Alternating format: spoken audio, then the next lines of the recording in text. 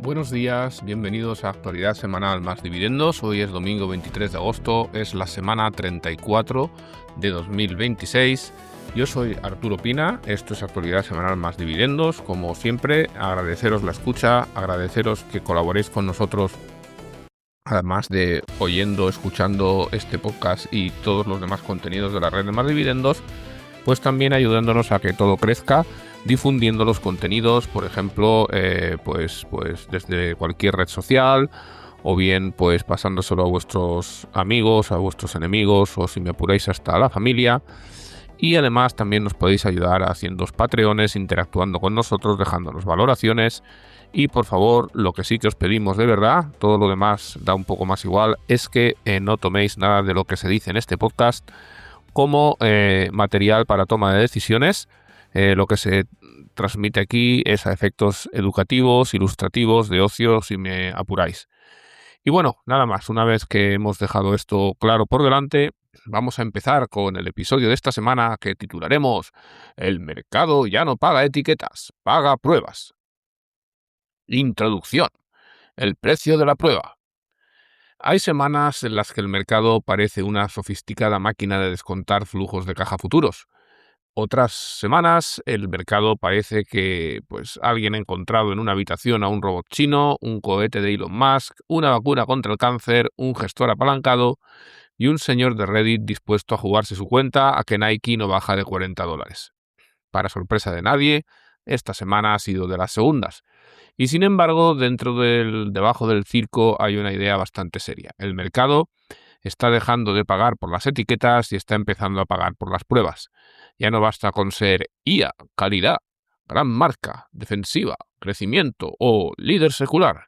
Hay que demostrar que el capital invertido produce algo más que un PowerPoint de 87 páginas con la palabra ecosistema en 5 tipografías distintas.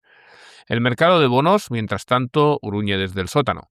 No será hoy el protagonista porque aquí hemos venido a hablar de acciones, pero conviene escucharlo. Cuando el portero del club empieza a cobrar entrada más cara, hasta las estrellas de la pista de baile tienen que justificar por qué merecen seguir dentro. Marcador de la semana. Antes de entrar, el Dow menos 0,9%, S&P 500 menos 1,4%, Nasdaq menos 2,1%, el Treasury a 10 años terminó alrededor del 4,74%, el petróleo subió un 5,2%, el oro un 5,1% y Bitcoin, en una liga emocional propia, 22,4% de incremento en la semana. Es decir, tecnología corrige, materias primas despiertan, cripto sale disparada y el precio del dinero sigue recordándonos que existe un entorno estupendo para quien disfrute de la tranquilidad. Y precisamente por ahí empezamos, por el jefe que nadie eligió y al que todo el mundo obedece. Capítulo primero. El jefe no está de humor, pero la bolsa todavía baila. El bono estadounidense a 30 años llegó al 5,339%, máximo desde 2007. El 10 años tocó el 4,75%. Francia, Alemania, Japón y Reino Unido también han visto subir con fuerza sus costes de financiación. El mercado de bonos tiene fama de jefe por algo. Consiguió que una primera ministra británica perdiera una carrera de longevidad política contra una lechuga. Y cuando sus cifras empiezan a citar 2007, uno no espera que después venga «y vinieron felices». Estados Unidos ha superado los 40 billones de dólares de deuda pública y mantiene un déficit de entre el 6 y el 7% del Producto Interior Bruto. Al mismo tiempo, las grandes tecnológicas están emitiendo deuda y acumulando compromisos de inversión para financiar el despliegue de inteligencia artificial. Gobierno e hyperscalers llegan al mismo restaurante financiero y piden la carta de vinos. El problema es que la bodega no es infinita.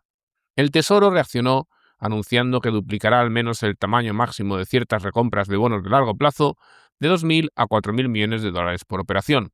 Los rendimientos cedieron, el dólar se debilitó, las acciones respiraron, el oro subió y Bitcoin decidió que aquello era una invitación formal al desorden. Pero una recompra mejora la fontanería del mercado, no elimina el déficit. Es como cambiar las cortinas porque la casa tiene una grieta estructural. El salón queda monísimo y la pared sigue pensando cosas. Aquí aparece además una de las paradojas más interesantes del crédito. Amanda Lynam, estratega jefe de crédito de Goldman Sachs, ha señalado que las calificaciones son un imperfect proxy y una aproximación imperfecta a cómo quieren posicionarse hoy los inversores. Parte de la nueva emisión de mayor rating tiene más duración y menos colchón de diferencial. de modo que puede sufrir más cuando suben los tipos. En 2026, los BBB han batido a AA y A en distintos mercados. El oro recuperó brillo con el llamado debasement trade. UBS mantiene $4.600 para final de año y eleva su previsión para 2027 a 5.400. Morgan Stanley ve $5.000 para final de año próximo. Bitcoin hizo lo suyo con menor sutileza.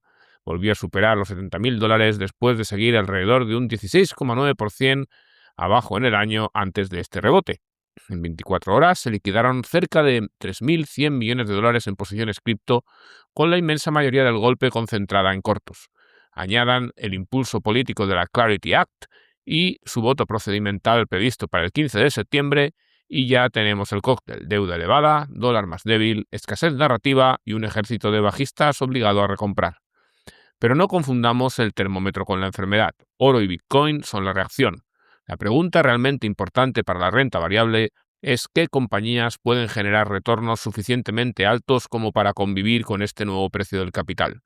Y ninguna concentra esa pregunta con mayor espectacularidad que una empresa que literalmente intenta abandonar el planeta. Capítulo 2. SpaceX, cuando la convicción se convierte en una clase de activo. SpaceX salió a bolsa el 12 de junio con una valoración de $2,2 billones, el mayor debut de la historia. No ha presentado todavía beneficios, lo cual no impidió que al iniciarse la cobertura 16 de al menos 17 recomendaciones fueran positivas y solo una se quedara neutral. En Wall Street a veces la independencia de criterio consiste en que 16 personas digan sí y una diga bueno, ya veremos.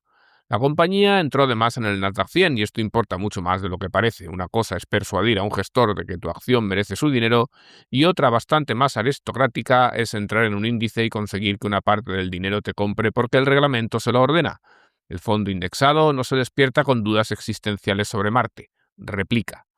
Eso no significa que la acción avance en línea recta.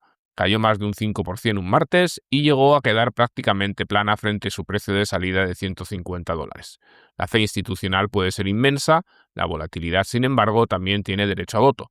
Y entonces llegaron los 13F, ese género literario en el que las instituciones cuentan con 3 meses de retraso, que significa para ellas la palabra prudencia. Harvard declaró 12.935.100 acciones de SpaceX, valoradas en unos $2.210 millones a 30 de junio. Más del 51% de sus holdings estadounidenses de renta variable declaradas. Harvard enseña diversificación, pero al parecer no siempre la practica. Arabia Saudí declaró unos $26.300 millones en SpaceX, alrededor del 69,5% de su renta variable estadounidense declarada. D1 Capital Partners tenía unos 21.540 millones, casi el 62% de su cartera de acciones. Hay un momento a partir del cual ya no tienes una posición en SpaceX. SpaceX tiene una posición en ti. Mientras la acción subió un 35% en 2 semanas, concentrarse parecía inteligencia superior. Si cae un 35%, la misma cartera pasa a llamarse evento de liquidez. El caso también ilumina el gran problema de la gestión activa. Las 10 mayores compañías del S&P 500 pesan ya más del 40% del índice, la mayor concentración desde los años 60. Si eres un gestor activo y replicas esos pesos, alguien preguntará por qué cobra tu fondo. Si no los replicas y las megacaps siguen subiendo, alguien preguntará por qué existe tu fondo. Durante los 12 meses hasta junio, solo el 27% de los fondos activos estadounidenses de gran capitalización batió a sus alternativas pasivas. Es mejor que el 13% de la última década, pero sigue siendo una estadística que no conviene imprimir en el folleto comercial con letras grandes. Harbor International Core Fund ofrece la versión cuantitativa del asunto, más de 800 acciones en cartera, rotación anual del 123% y más de 30.000 compañías procesadas cada día por modelos cuantitativos. Ganó un 15,55% en el primer semestre frente al 9,44% de su índice de referencia. El stock picking moderno puede consistir al parecer en escoger 800 acciones. Con ese ritmo, la próxima frontera de la gestión concentrada será comprar el planeta y sobreponderar Bélgica. Pero SpaceX encarna algo todavía más importante. Cuando la narrativa es enorme, el mercado está dispuesto a financiar por adelantado una cantidad extraordinaria de futuro. Y eso nos lleva a la pregunta que de verdad importa para toda la inteligencia artificial. ¿Qué parte de ese futuro se convertirá en beneficio y qué parte se convertirá en factura? Capítulo 3. Inteligencia artificial. Ahora llega la factura. 9 gigantes tecnológicos, Amazon, Alphabet, Meta, Oracle, Nvidia, Microsoft, Broadcom, SpaceX y AMD, acumulan alrededor de 3 billones de dólares en compromisos fuera de balance, buena parte vinculados a infraestructura de inteligencia artificial. Hablamos de arrendamientos, compromisos de compra, financiación y obligaciones a largo plazo que aparecen en las notas de los estados financieros y están creciendo más rápido que el CAPEX tradicional. No son 3 billones de deuda clandestina detrás de una maceta. Significa que la inteligencia artificial ha pasado de narrativa de demanda a arquitectura de capital. Y el mercado ya ha dado una advertencia. En julio, los hedge funds vivieron su peor mes relativo frente al SP500 en 20 años, según Goldman Sachs. Muchos habían acabado concentrados en los mismos semiconductores, hyperscalers y beneficiarios de la inteligencia artificial. Cuando el trade se giró, llegó uno de los mayores episodios de reducción de exposición de la década. Situational Awareness tenía alrededor del 56% de la cartera entre Micron y SanDisk antes de que ambas cayeran un 24 y un 43% respectivamente en julio. Existe una teoría según la cual la concentración es la única manera de hacerse rico. Conviene añadir una segunda línea. También es una forma extraordinariamente eficiente de descubrir si tu tesis tenía un error tipográfico. Jane Street perdió unos 15.000 millones de dólares en trading durante julio, su primer mes negativo en una década, tras quedar atrapada en operaciones de renta variable asiática y en aquel colapso. Incluso después de esa cifra, había generado más de 40.000 millones netos de trading en el año. Hay bofetadas financieras y luego están las bofetadas que puedes contabilizar como inconveniente trimestral. Lo fascinante es que los hedge funds no han huido de la tecnología. 9 de sus 10 acciones más populares siguen siendo megacaps tecnológicas con Visa como única excepción. Amazon lleva 11 trimestres consecutivos como la acción más ampliamente mantenida. SpaceX, Snowflake y Compass han ganado presencia. Pero el dinero está empezando a repartir apuestas hacia salud, financieras y energía, con nombres como Axon Therapeutics, Thermo Fisher Scientific y Capital One. Eso no es el final del trade de inteligencia artificial. Es la transición de todo lo que toca inteligencia artificial sube a demuéstreme usted exactamente dónde está el flujo de caja. Y dentro de esa transición, la memoria se ha convertido en un ejemplo precioso. Apple necesita chips de memoria en medio de una escasez mundial provocada en parte por la construcción frenética de centros de datos. Ha explorado proveedores chinos como CXMT y Yangtze Memory Technologies, pero Washington no está precisamente organizando una cata de proveedores asiáticos para Tim Cook. La restricción para Apple fue combustible para los fabricantes domésticos. SanDisk subió un 8,88% en la sesión, Western Digital un 5,35%, Seagate un 2,19% y Micron un 4,13%.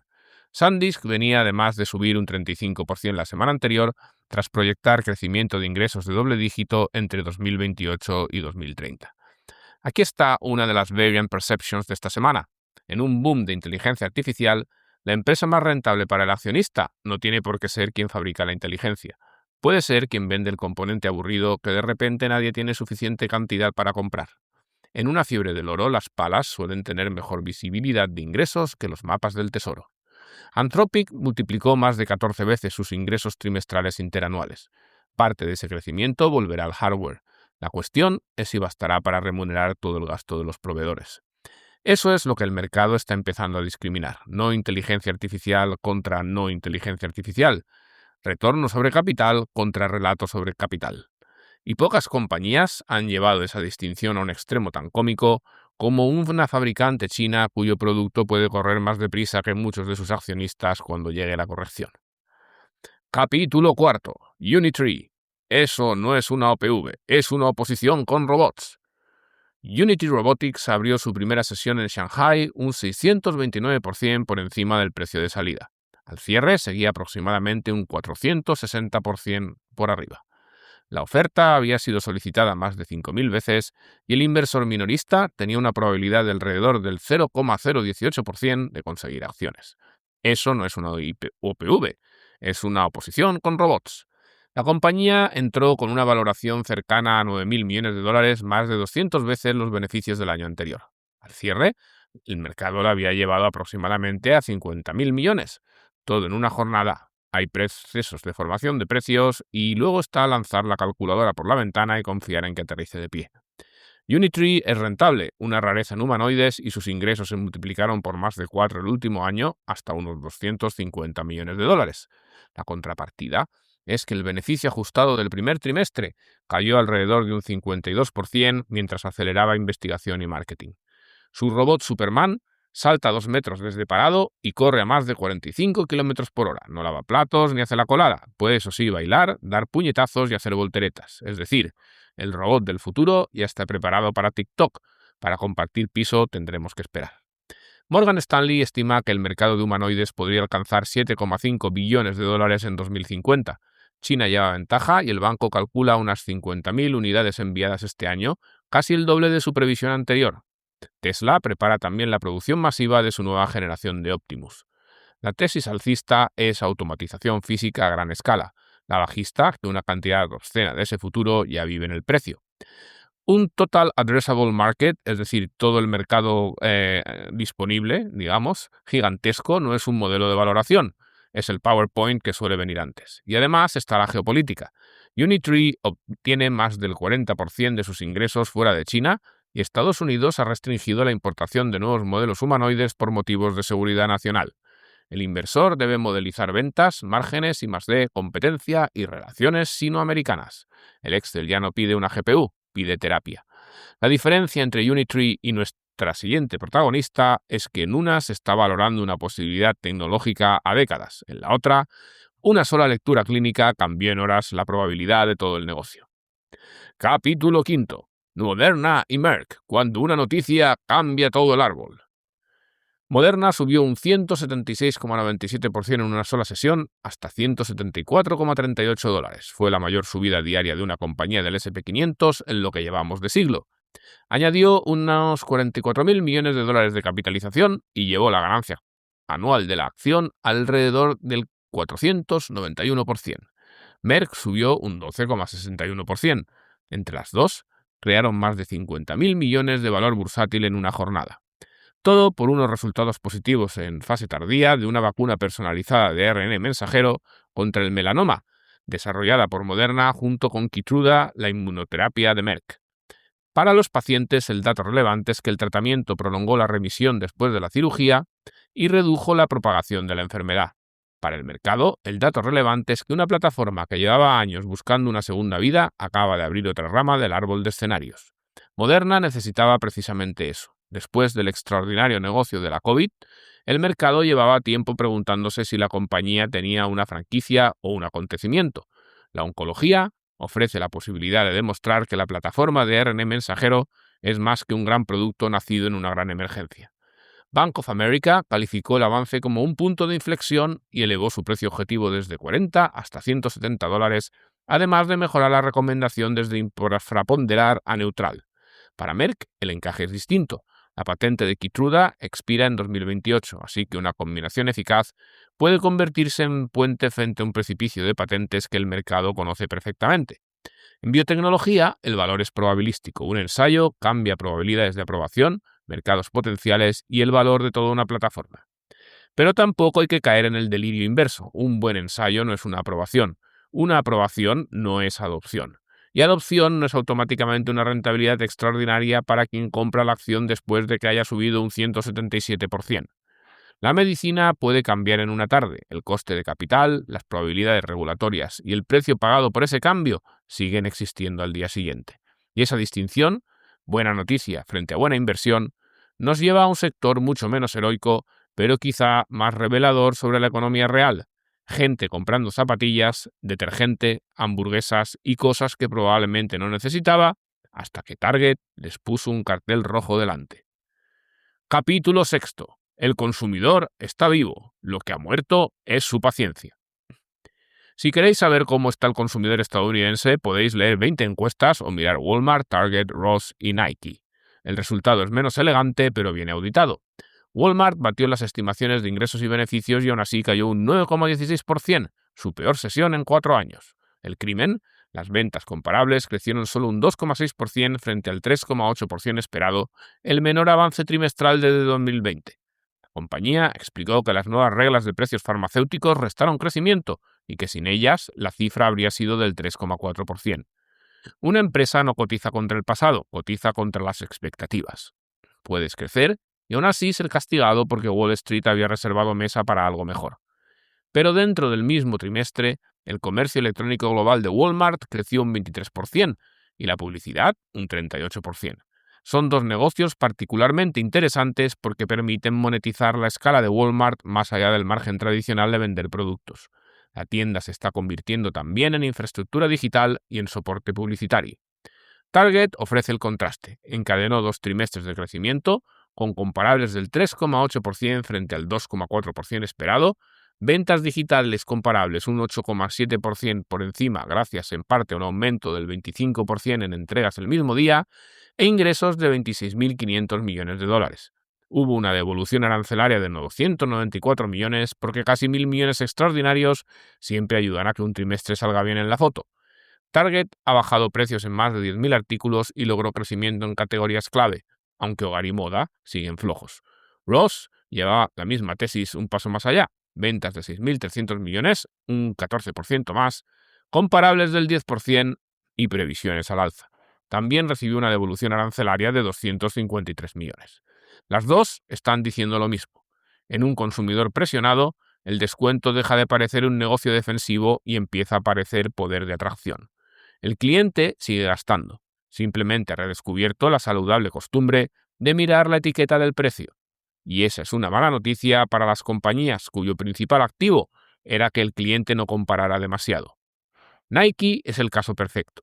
La compañía presentó 11.000 millones de dólares de ingresos frente a 10.800 millones esperados y 20 centavos de beneficio ajustado por acción frente a 12 centavos. La acción llegó a subir un 5%. Luego el mercado leyó la letra pequeña. Una devolución arancelaria extraordinaria aportaba alrededor de 52 centavos por acción al resultado. Es difícil presumir de 20 centavos cuando el invitado puntual ha traído 52. Nike venía además de 7 trimestres consecutivos de caída interanual del beneficio. Sportswear y Jordan Streetwear, aproximadamente la mitad de los ingresos, seguirían débiles durante el ejercicio. China, su tercer mercado, representó el 12,6% de los ingresos en 2026 frente al 19% en 2020. Su cuota en ropa deportiva china cayó del 27% en 2020, 16% en 2025, mientras Anta y Li-Ning ganaban terreno. Y entonces apareció nuestro héroe de Reddit.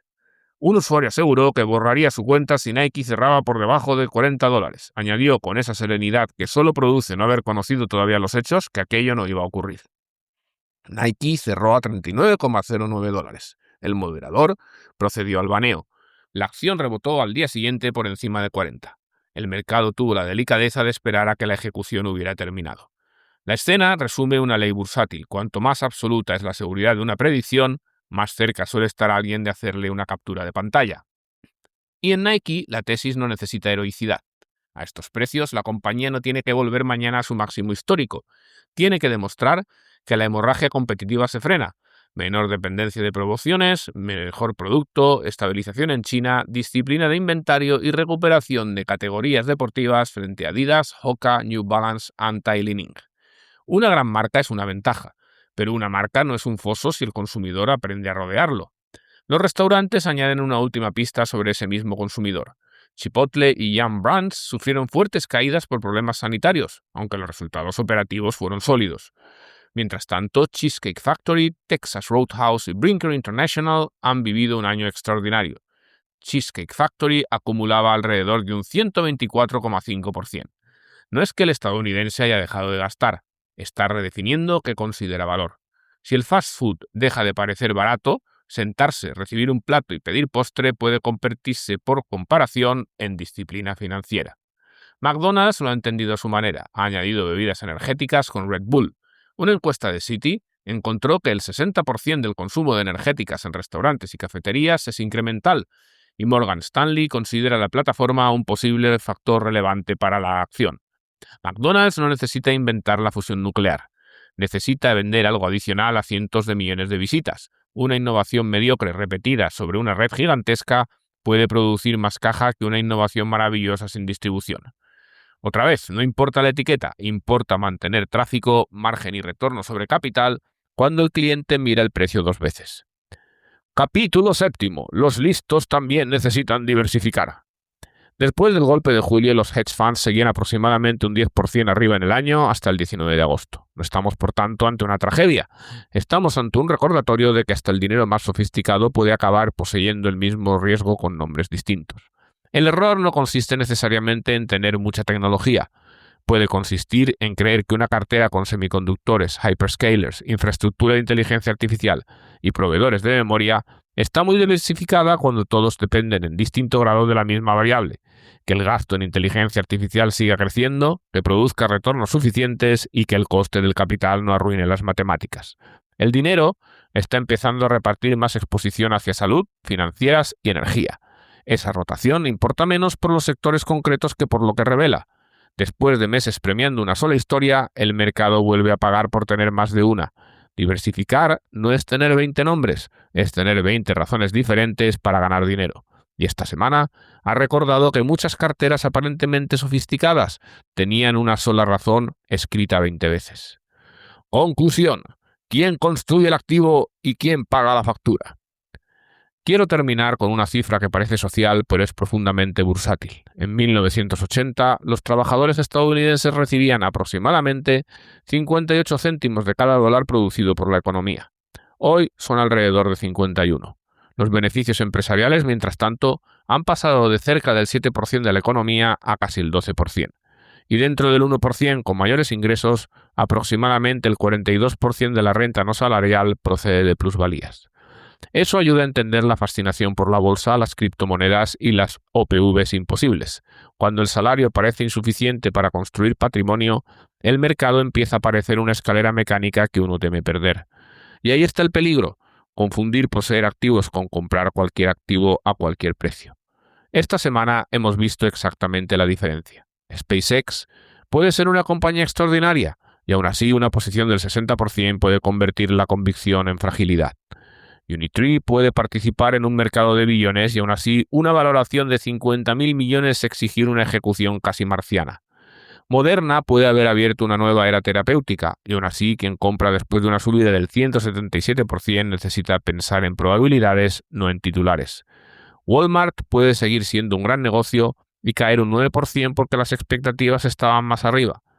Target puede mejorar y necesitar demostrar que 2 trimestres son una tendencia. Nike puede tener uno de los logotipos más reconocibles del mundo y descubrir que el logotipo no defiende cuota de mercado por sí solo. Y las grandes tecnológicas pueden gastar cantidades históricas en inteligencia artificial y seguir siendo extraordinarias inversiones si esos billones en compromisos producen retornos superiores a un coste de capital que ya no es cero. Ese es el hilo que une bonos, cohetes, robots, vacunas, zapatillas, memoria, hamburguesas y Bitcoin. El mercado ya no paga etiquetas, paga pruebas. Pruebas de monetización, pruebas de ejecución, pruebas clínicas, pruebas de poder de precios, pruebas de que una ventaja competitiva sigue existiendo cuando aparece un rival, pruebas de que el CAPEX crea más valor del que consume. Durante mucho tiempo, con dinero barato, era posible financiar el futuro y discutir después quién obtendría el retorno. El mercado de bonos está sugiriendo que ese orden de operaciones puede haberse terminado. Así que quizá la pregunta para la semana que viene no sea si el S&P 500 va a subir o bajar. Esa pregunta sirve estupendamente para llenar televisión y sorprendentemente mal para asignar capital. La pregunta es otra. De todas las compañías que hoy están construyendo centros de datos, entrenando modelos, lanzando cohetes, fabricando robots, desarrollando vacunas, abriendo tiendas o tratando de recuperar al consumidor, ¿cuáles están construyendo un activo y cuáles están construyendo una factura? Porque en bolsa, como en la vida, el futuro siempre parece gratis hasta que llega el extracto. Muchas gracias por haberme escuchado. Yo soy Arturo Pina, esto es Actualidad Semanal más Dividendos, semana 34 de 2026. Como siempre, por favor, no hagáis caso de esto más que para entreteneros o educaros, nunca para tomar decisiones. Os agradecemos mucho el escucharnos, el escuchar el resto de contenidos de la red Más Dividendos, pasaros por el foro, que está muy bien. Y también, pues si queréis ayudarnos un poco más, pues difundir nuestros contenidos, interactuar con nosotros en redes sociales, darnos valoraciones, aunque sean buenas. Y, por supuesto, si queréis haceros Patreones, pues una donación también nos viene muy bien. Espero que estéis pasando los últimos días de este verano pues de la mejor manera posible, que no tengáis mucho calor y nos escuchamos a bien seguro la semana que viene.